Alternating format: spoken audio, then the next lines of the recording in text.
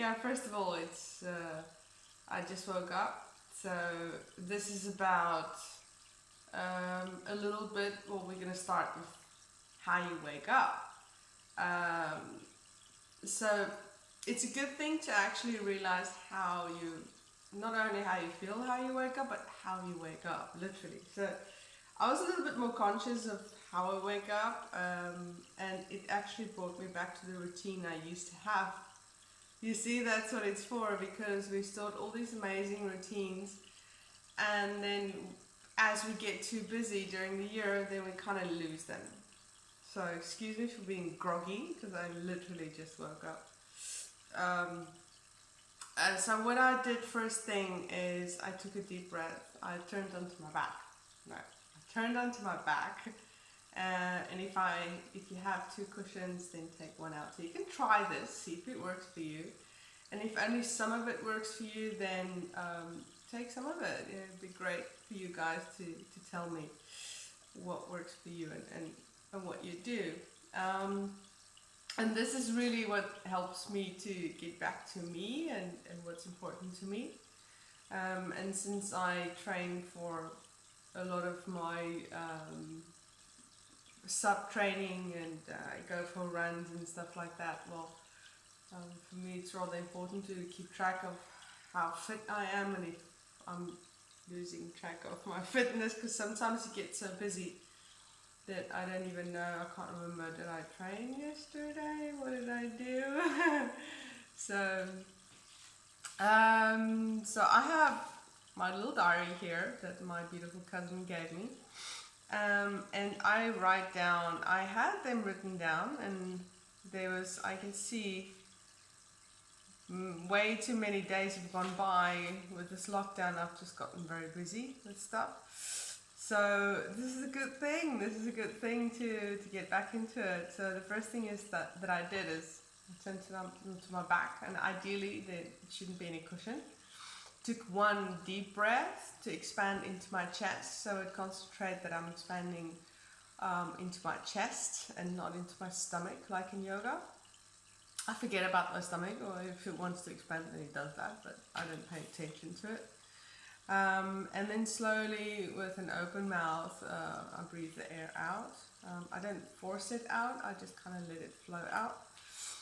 And then I hold my breath. I take huge, deep breath, getting in as much oxygen as possible. And then I hold my breath, and I see for how long I'm holding my breath.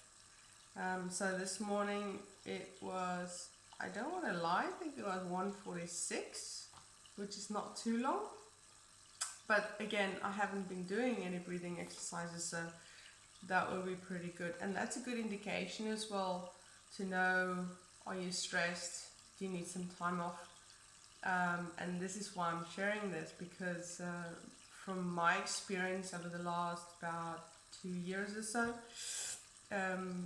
from doing the breathing exercises and breathing training that I teach, I've noticed a difference, especially in the mornings. So about a week ago it was a bit stressful, and it was only 1:15. So I jumped, and I haven't really been changing much in my training routine. So I've jumped from, no, funny enough, I have changed quite a lot in my training routine, because I haven't been able to go for runs. It's now, you're not allowed to go for runs now. So, wow, taking the running out, I've replaced it with indoor training, which is a lot shorter than the running time, and I've actually gotten more time, so it's increased the time, and that's good. The longer you can hold your breath, and the first breath in the morning is an indication of your calmness and your fitness. So it's a kind of dual thing. So I'm going to write that down. I have it open on, I don't know if you can see,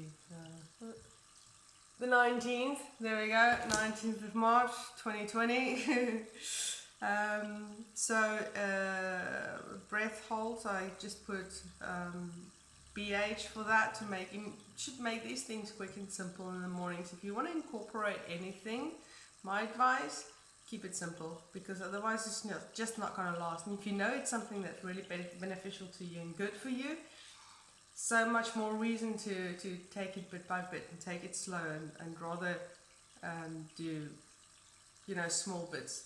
Then after that deep breath, obviously, you know, you want to breathe quite quickly to recuperate. So I took 5 deep breaths, trying to expand my thorax as much as possible. So I try and expand my rib cage in the bottom, and I can feel the pressure on the sides and on my chest. That's why I concentrate to get more work done. So 5 breaths, and then after the 5 breaths, I timed my heart rate.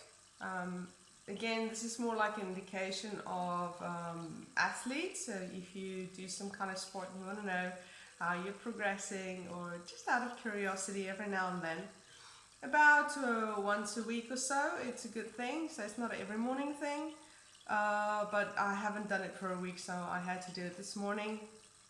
So my HR was 58 this morning, which is pretty good. It's not bad. If it's over 70, you should probably go to hospital.